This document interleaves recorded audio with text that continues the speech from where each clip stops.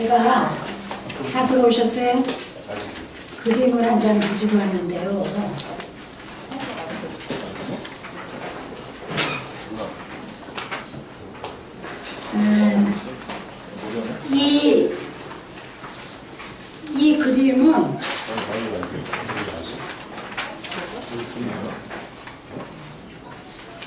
이 그림은 그 렘브란트의 그 풍랑이 있는 배 안에서 주무시는 예수님 그림이에요. 렘브란트가. 그런데 여기 동그라미를 해놨죠? 네. 동그라미가 있는데 배 안에 모두 몇 사람이 있어야 될까요? 예수님까지 13명이 있어야 되거든요. 근데 이 그림에는 지금 동그라미가 몇 개 있어요? 이것은 동그라미가 14개 있어요. 응? 지금 그게 왜 그런가? 이제 그 이야기를 하려고 해요. 근데 요 그림의 세부를 보면은 동그라미가 14개 있는데 세부를 보면 한 사람 얼굴이 나와요. 요 얼굴이 그렸거든요. 근데 요 얼굴이 누구냐면 요 위에 있는 렘브란트의 자화상이에요. 그러니까 이 그림은 결국 뭐냐면 이 배 안에 있는 이 그림 속에 그림의 화가인 렘브란트 자신이 이 안에 들어가 있는 거야. 이게 굉장히 관상적 그림이에요. 그러니까 그림을 밖에서 보지 않고 나도 이 배에 탄 거야.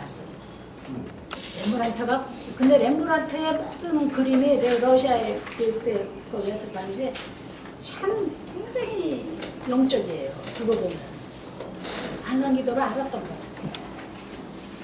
그러니까 이 그림 안에 렘브란트 자신이 탄 그림이거든요. 여러분이 이 복음서를 갖다가 읽을 때에 요번에는 여러분이 이 배 안에 타보는 거예요. 탈 수 있죠. 여러분이 이 안에 탔으면은 제자들의 움직임, 내 기분 다 느낄 거 아니에요. 또 예수께서 제자들 했던 반응, 내가 예수님께 하는 반응, 예수님이 나한테 하는 반응 다 느끼죠. 그러면서 주님과 이야기를 나눠요. 그런데 이거를 생각할 때에 필요한 것이 뭐냐면 상상력이에요. 그죠? 근데 상상과 공상은 달라. 상상과 공상은 다른데 상상은 있는 실제를 내 지성과 경험과 모든 것을 동원해서 다시 생각을 하면서 하는 것이에요. 그렇다고 하면 공상은 있는 실제가 아니라 현실 도피적인 방편으로 하나의 생각을 내가 그려나가는 거예요. 그러니까 달나라의 토끼가 이야기하는 것은 뭐예요? 공상이에요. 달나라 토끼가 떡방아 찌는 거 공상이에요. 근데 지금 여기 있으면서 여러분의 부모님이 뭘 하는지 생각하는 거는 상상이에요. 근접하게 하실 수 있어요.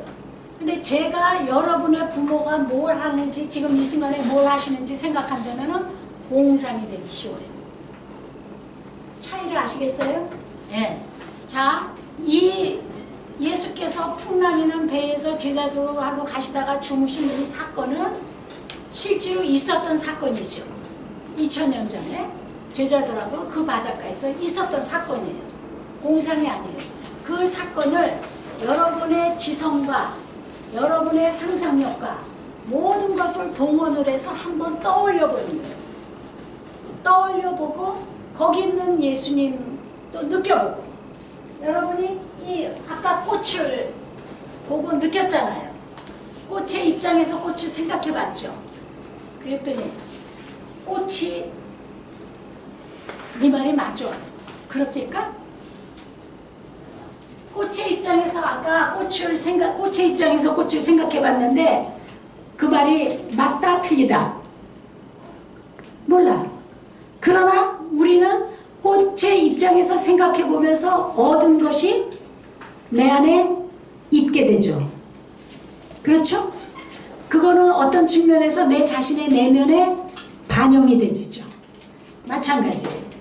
본문을 상상을 활용해서 본문에 들어가서 참여를 해봐요.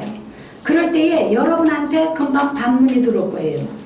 그 배가 실제로 어떤 배 있는지 역사적으로 고고학적으로 그것이 얼만큼 내 상상이 접근이 된 건지 사실적 접근을 하는 이야기가 아니에요. 그거는 큰 차이가 없어요. 예를 들면은 푸른 초장과 잔잔한 물가로 시편 23편을 가지고 상상을 한다 했대요. 이스라엘의 그 푸른 초장 그거 생각 안 해도 돼요. 이스라엘 그 얼마나 가보면은요 양들이 얼마나 시커먼데요. 뽀얀 줄 아세요? 비가 안 와가지고 양들이 시커멓고 얼마나 삭막한 데서 풀 뜯어먹고 있는데 근데 그 본문을 볼 때 우리는 푸른 초장 잔잔한 물가 그 그림 상관없어요. 중요한 거는 그런 것은 도구적인 거거든요. 그거를 통해서 주님이 주시는 은총을 맛보면 되지는 거예요. 포인트는 그것이에요. 따라서 여러분이 이것이 얼마큼 배가 돛담배일까 함대일까 뭐 그런 건 아무 상관없어요. 또 이 바다 갈릴리 바다 안 가봤을 때 인천 앞바다도 상관이 없어요. 중요한 거는 이러한 도구적인 걸 통해서 이네들이 만난 예수님을 나는 기도 안에서 어떻게 만나는가 그것이 중요합니다.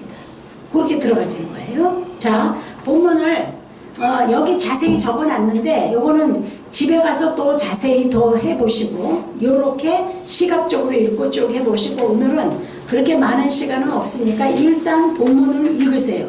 읽을 때 영화 감독이 읽는다면 그림이 떠오르죠? 그렇게 읽고 그 다음에 기도로 들어가서는 한 10분 정도는 주여 하면서 본문을 생각하고 생각하세요.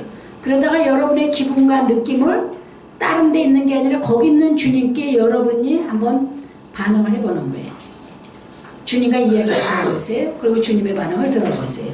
일단 그 본문을 속으로 조용히 한번 읽고 기도로 들어가시면 되겠습니다. 그리고 제가 종을 치면은 빠져나와서 한 25분 정도 시간을 드릴 테니까 한 20분 정도 네. 읽으시고 기도로 들어가시면 되겠습니다.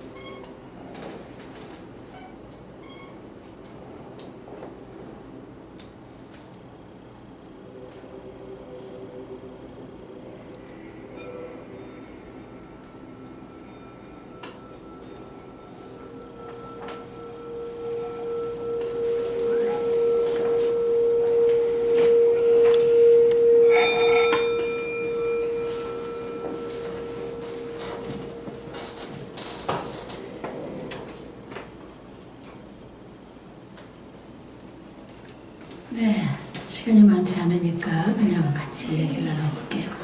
기도 후에 소감이 어떤지 부분 한번 이야기를 해보실래요? 나는 지금 기도를 한 건지 안 한 건지도 모르겠다 그러실 수도 있어요. 그래도 그런 대로 이야기하시면은 도움을 드리겠습니다. 어땠어요? 기도? 일단은 제일 많이 잡념이 들어왔죠. 잡념이 들어오는 거는 자연스러운 거예요. 그러니까 잡념이 전혀 안 들어올 거 생각하지 말고 내가 잡념했네 하면서 다시 돌아오면 된다 그랬어요. 그 본문으로. 자, 기도가 끝나고 났을 때 내 안에 남아있는 영상이 뭔가 어떤 거예요? 혹은 느낌이 뭔가 어땠던 것 같아요?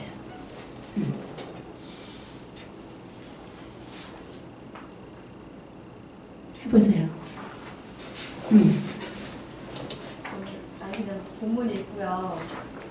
예수님이 제자를 꾸짖었던 부분에서 좀 각인이 됐었는지 이제 그날 사역 마치고 이제 저희들도 이제 사역을 하고 이제 회의를 하거나 그런 장면을 같이 되게 흘렀거든요.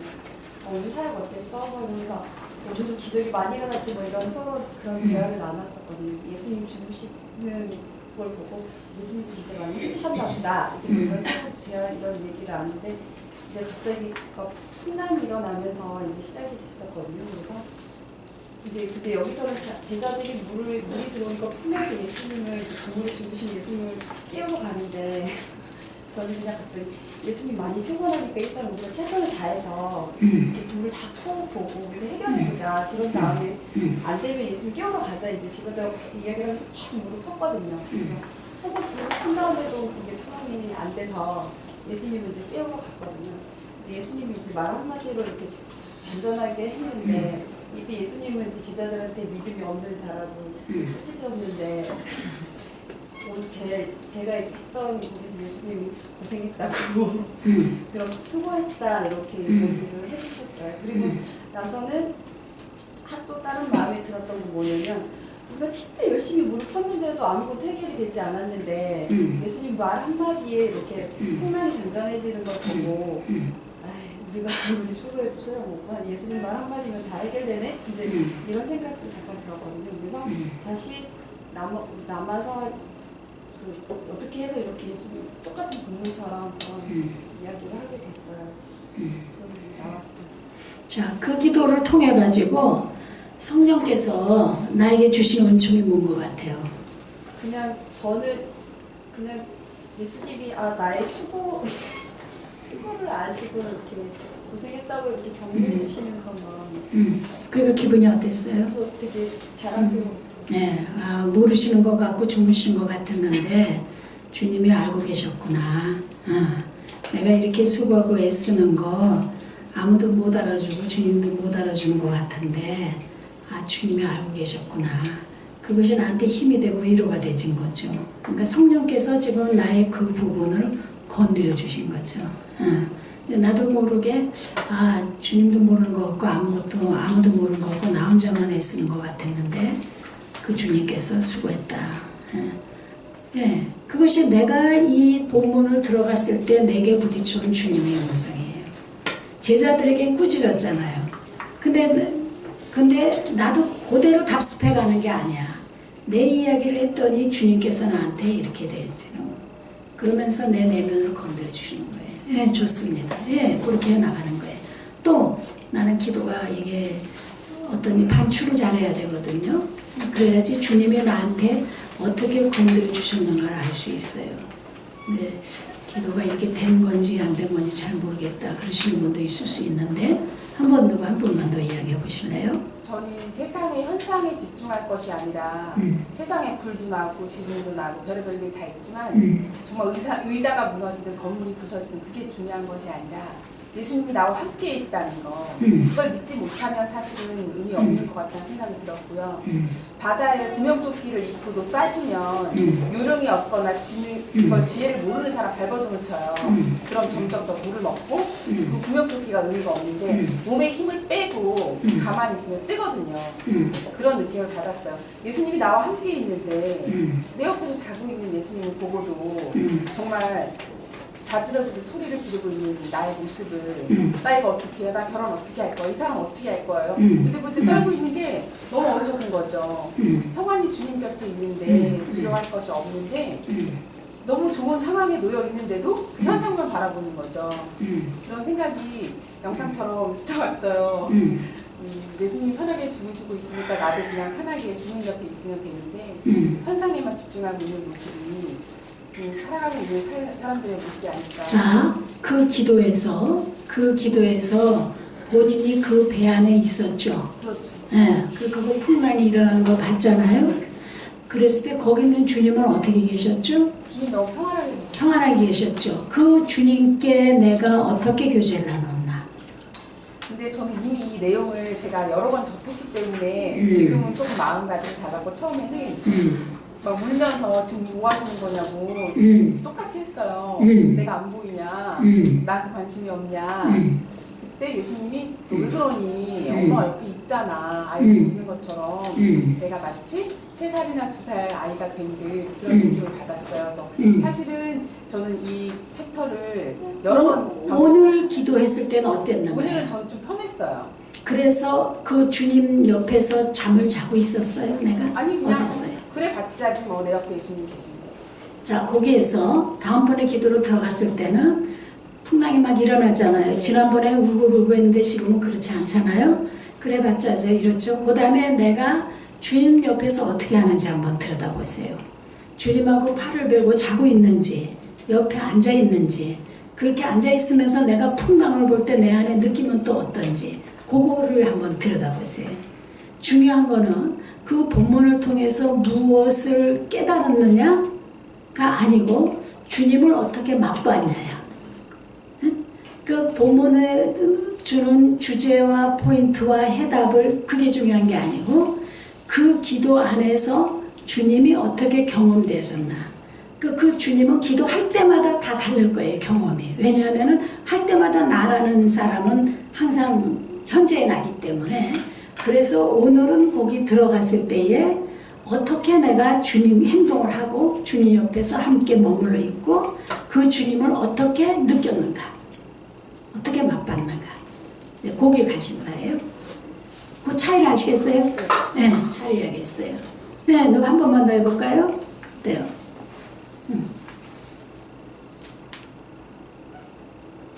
저는요, 바람과 파도를 예수님께서 꾸짖으시는 장면에서 그게 바람과 파도에게 꾸짖는 말씀이 아니라 그게 나에게 하시는 말씀 같이 여겨졌어요. 그 전에 저는 이제 배 타면서 처음에 생각했던 게 예수님이 그 앞에 많은 이적을 일으키셨잖아요. 그래서 풍랑이 불기 전에 그 배 안에서 내가 무슨 생각을 하고 있었을까? 예수님은 주무시고 계셨고 그 바다에서 난 무슨 생각을 하고 있었을까라고 생각했을 때 도대체 저분은 어떤 분이실까? 이런 생각을 하고 있었던 것 같아요. 근데 그런 생각을 하면서 이제 가다가 풍랑을 만났는데 이제 당연히 이제 그거에 대한 이제 왜 이 예수님은 이 앞에 정말 수많은 이적을 나타내셨는데 왜 지금 우리가 다 죽게 생겼는데 왜 가만히 계시지? 이런 생각이 났어요. 그래서 예수님한테 되게 그 소리치는 느낌이 들었거든요. 예수님 왜 가만히 계시냐고. 이게 예수님 빨리 일어나서 저희 좀 살려주세요 얘기 아니라 왜 가만히 계세요? 우리가 당신을 따라왔잖아요. 약간 이런 느낌이 저는 들더라고요.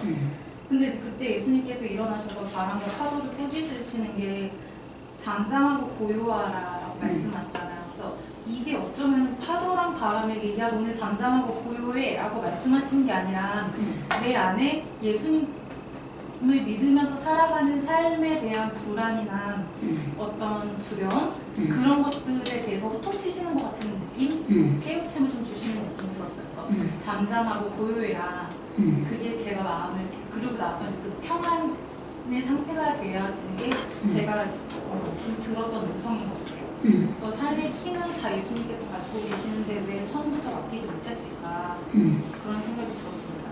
그 기도 안에서 네. 본인에게 제일 강하게 느꼈던 느낌은 뭐예요? 예수님과 같이 배를 타고 있는 거예요. 나는 왜 이 배를 탔지에 대한 생각이 있잖아요. 근데 그게 왜 이 배를 타고 있지가 아니라 예수님과 내가 한 배를 탔음에도 불구하고 왜 내가 예수님 앞에 온전히 느끼지 못할까? 그런 생각이 그 느낌을 거기 있는 주님께 그대로 이야기해보세요. 그 느낌. 그러니까 여러분이 뭔가를 생각을 했잖아요. 그 생각을 주님께 다시 넘기세요. 그래서 주님이 뭔가 왜 내가 이 배에 탔어? 그게 아니라 주님 왜 당신이 탔는데도 난 이렇게 불안하죠? 그러면서 삶의 자리에서 내 염려되는 게 뭔가를 그 이야기하면 되죠. 그러니까 그 기도 안에서 자꾸 의지를 가지고 거기 있는 주님과 이야기를 나눠야지 내가 생각하고 내가 정리하고 해결하고 나오지 말아라. 지금 목적은 어떤 문제 해결이 아니고 주님과 사귀는 것이 목적이니까. 그래서 그 주님이 내 안에 어떻게 느껴졌는가, 어떻게 경험되어졌는가, 기도 후에 그것이 관점이에요. 이해가 갔어요? 그 차이를 알겠어요? 예. 생각할 때 내가 생각하는 장면이 실제로 봤던 장면과 영화의 장면을 연상을 하고 거기에서 딸려 나오는 그 전에 읽었던 말씀들이 들어와도 괜찮은 거예요. 뭐 그런 건 큰 문제는 아니에요. 중요한 거는 내가 어떤 느낌이 느껴졌나요? 그래서 그러니까 이미지는 내가 영화에서 본 장면에서 또 이 성경에 들어오면서 그럴 수 있어요. 혹은 여러분이 옛날에 배를 탔던 경험 그것에서 이 말씀으로 접해도 그런 건 상관없어요. 다 도구적인 거니까. 근데 중요한 거는 그래서 내 느낌이 뭐였나? 기도 안에서 느낌이 가장 크게 움직임이라는 게 뭐가 있었어요? 예수님이 왜 거기서 편하게 주무실 수 있었을까? 라는 묵상을 해봤을 때 예수님하고 같이 배를 탔을 때 어떻게 예수님은 이상하게 주무실 수 있었지? 예수님을 생각을 했을 때 예수님은 분명히 아버지께서 예수님한테 주셨던 예수님이 받으셨던 그 부르심에 대한 확신이 있으셨을 것이고 혹 내가 이 폭풍 가운데 죽더라도 아버지께서 나에게 주시는 죽음이기 때문에 순종할 수 있는 믿음이 있으셨기 때문에 그렇게 있으지 않으셨을까. 그리고 자연 바람과 파도를 꾸짖으셨을 때는 제가 생각했던 그 장면은 이제 창세기에서 그 흑암 위에 수면이 운행하셨다는 그 영화. 그러니까 하나님이 천지를 창조하셨던 굉장히 위험이 있었던 하나님의 모습을 예수님은 아셨지 않았을까? 그것이 기도자 자신과 무슨 상관이 있는가? 그것을 생각했을 때는 하나님이 나에게 주시려고 하는 것은 두려움이나 어떤 떨림이 아니라 정말로 어떤 상황 가운데 휘몰아치는 분별함에 이르는 휘몰아치는 상황에서도 나에게 평안을 주시려는 하나님의 어떤 위안이 아니실까? 그러니까 두렵지만 그 하나님께서 나를 지켜주신다. 자, 그러면은 그 기도 안에서 주님과 구체적으로 무슨 교제가 나눠졌죠? 교제요. 아무것도 염려하지 말고 기도와 영으로 그래서 마지막 장면에서 갈릴리 호수에 직접 갔을 때 마지막에 그 노을에 지는 갈릴리 호수에서 배가 지나가는 모습이 생각이 됩니다. 그러니까 마지막에 하나님께서 나에게 주실 그 광경과 모든 마음은 굉장히 평안했던 모습을 보셨습니다. 그래서 평안함을 끝나고 나서 평안함을 내가 가져야 되겠구나. 아직은 평안함을 얻지 못한 기도였지만 그 장면을 생각을 하면서 내가 평안함을 그동안 잃었다면 이거를 갖고 기도를 해봐야 되겠다. 좋아요. 거기서부터 이제 기도가 출발되지면 되는데 이제 무슨 이야기를 하든지 만일에 예수님이 어떻게 그렇게 할 수 있었지? 그러면서 그것이 나는 그걸 통해서 무슨 이야기를 하고 싶은 거야. 내 이야기는 무슨 이야기를 하고 싶냐. 그러면 거기서 예수님은 그 장면을 어떻게 편안하게 주무실 수 있었지? 하면서 거기에서 내가 접근이 되지만 주여 나는 이럴 때 안 편안한데요. 하면서 내 삶의 이야기를 그대로 거기 있는 주님께 이야기하면 교제가 되져요. 근데 겉으로 이렇게 보면서 이랬으니까 이래야겠다 하는 것과 내가 거기 부딪혔을 때에 그분이 내게 반응하는 건 또 다른 느낌. 근데 이 말씀을 보여주는 거예요. 저희가 그러니까 그 현상은 풍랑이지만 실제로 그 배 안에 탔을 때 저희가 삶속에서 고민하는 것들 말씀하신 것처럼 결혼이 될 수도 있고 직장이 될 수도 있고 어떤 상황 속에서 그 주님이 저희들한테 원하시는 태도는 아무것도 강도와 강도로 모든 계획이나 풍랑이나 모든 것들을 그냥 나의 중심을 깨트리고 하나님 중심으로 가기를 바라시는 태도가 아닌가. 그것이 보편적인 주님의 이야기인데 기도자 자신에게 그렇게 주님께서 말씀하셨는가? 기도 안에서. 그걸 원하시는 건 아닌가요? 그러니까 기도 안에서 주님이 만일에 내게 그걸 원하신다고 생각이 됐잖아요. 그랬을 때 내 반응이 무엇이야? 믿고 따르는 것일 수도 있는데 내 안에서는 주여 그래서 이제껏 기도했잖아요. 근데도 왜 아직도 안 돼요? 근데 나 여전히 염려가 되는데 어떻게 하죠? 내 이야기를 풀어나가야지. 거기서 아시겠어요? 무슨 얘기인지? 그 질문이 네, 잠깐만 우리 하나만 저도 나눠보고 싶어서 예. 저 이제 3주 동안 이렇게 들으면서 이제 오늘 같은 말씀 때 제가 가장 마음에 왔던 거는 믿음이 없느냐 하시는데 당황스러운 거예요.